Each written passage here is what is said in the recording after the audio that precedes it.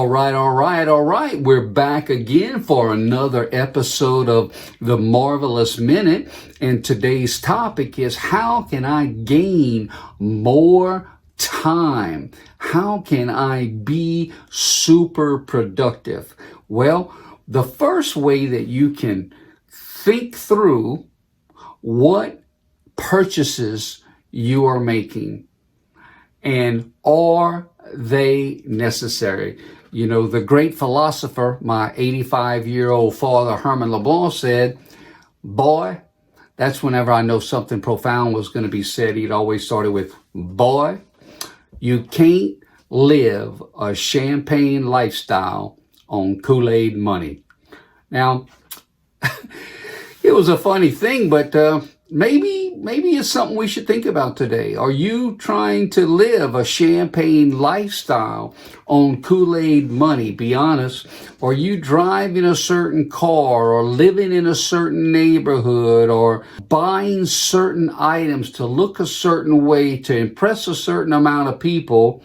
Quite frankly, a lot of people you might be trying to impress are not even people you've met. It's just like a figment of your imagination. So in an effort to save time and save money, the advice of Herman LeBlanc is, don't try to live a champagne lifestyle on Kool-Aid money. That's point number one today. Okay, point number two is quite interesting. At least to me.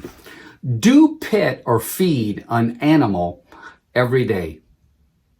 Do drink at least 1 cup of coffee alone each and every day.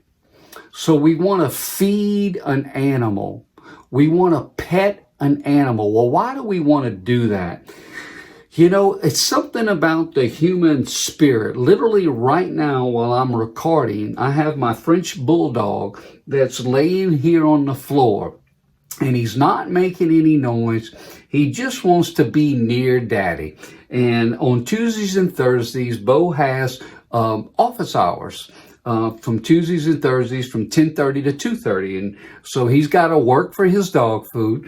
And so when customers come in, a lot of times there are customers that have lost their spouses, and they just want to give some good old loving to Bo.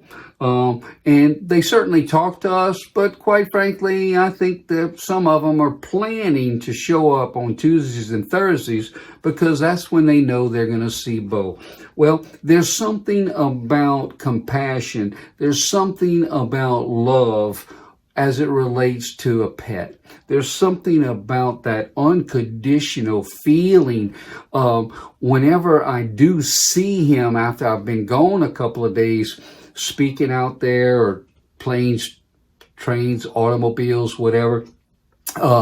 Man, that enthusiasm is just very contagious. You know, the old joke, if you lock up your spouse and your pet dog in a trunk of a car, which one is going to be excited to see you?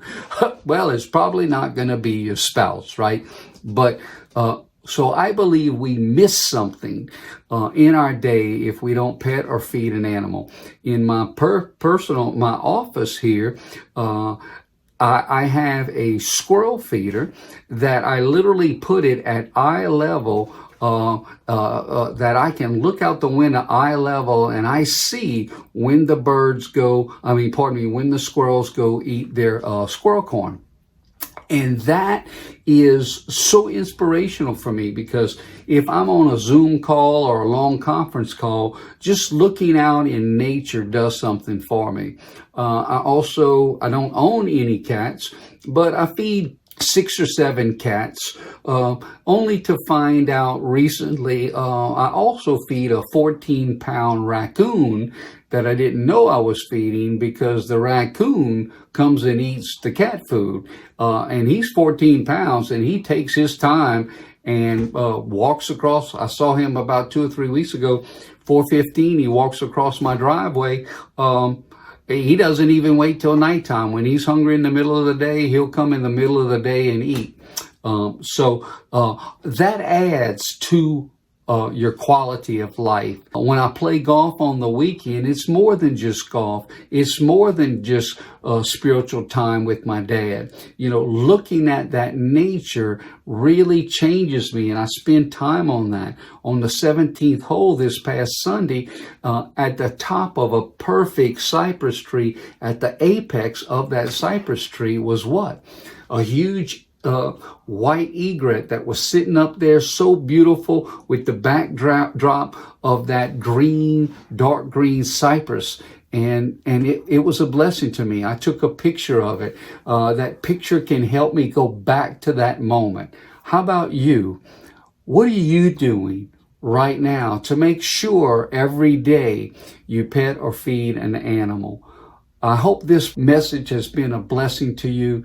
I want to increase the happiness and value in your life. I want to hear your stories about what you do to enhance your life value, to save your time, to make an impact and a difference for others. So reach out to me to that contact information we have right there on the side at any time.